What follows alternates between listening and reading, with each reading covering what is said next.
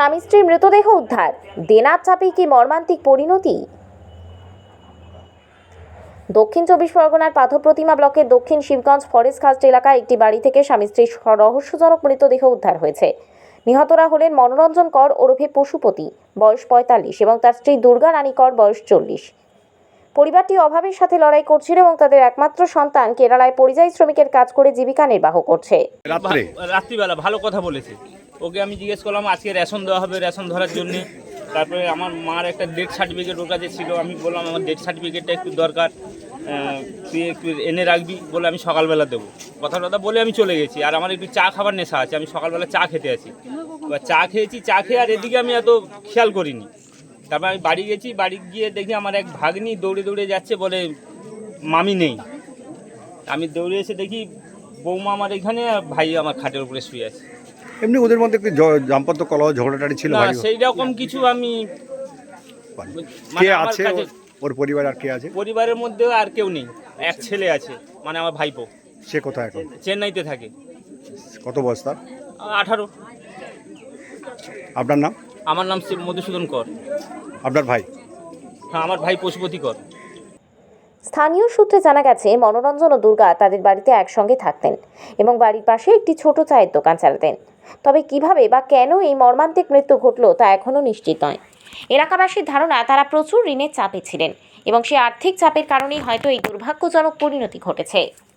গত দিন রাত্রে উনি আমার দক্ষিণ শিবগঞ্জ গ্রাম ফরেস্টার ঘাটে বাড়ি। উনি হচ্ছে স্বামী স্ত্রী দুজনই ছিলেন, পাশের দোকান ছিল, ওই দোকানে ওরে বসা গল্প করেছে 8:30 পর্যন্ত।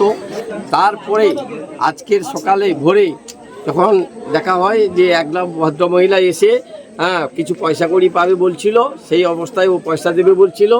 আনতে এসে যখন ওকে ডাকাডাকি করে তখন দেখা গেল যে কবাট বন্ধ, গেট বন্ধ আছে। তারপরে কোনো রকম সামনের যারা প্রতিবেশী ছিল চিৎকার চেঁচামেচি করে যখন এসে গেট টেট ভেঙে যখন দেখা হয় যে দুটো মৃতদেহ দু জায়গাতে পড়ে আছে, সেই নিয়ে পাড়ার সবাই এসে এখানে দেখাদেখি করলো। করার পরে প্রশাসনিক লেভেলে খবর দেওয়া হলো। প্রশাসনিক লেভেল থেকে খবর দিয়ে আর হচ্ছে ওকে এখন বর্তমানে গাড়িতে তুলে প্রশাসন থেকেই নিয়ে যাওয়া হচ্ছে। এই পর্যন্ত কি কারণে মারা যেতে পারে মনে হয়? কি কারণে মারা যেতে পারে এটা আমরা এখনো কোনো তদন্ত করে পাচ্ছি না। যদি প্রশাসন লেভেল থেকে কোনো খবর দেয় তখন বোঝা যাবে কি কারণে মারা গেছে। আপনার নাম? আমার নাম রবীন্দ্রনাথ দাস, আমি পঞ্চায়েত মেম্বার 10 নম্বর সংসদ, দক্ষিণ শিবগঞ্জ। Thank you. এই ঘটনার পর স্থানীয় বাসিন্দারা গভীর শোক ও আতঙ্কে নিমজ্জিত।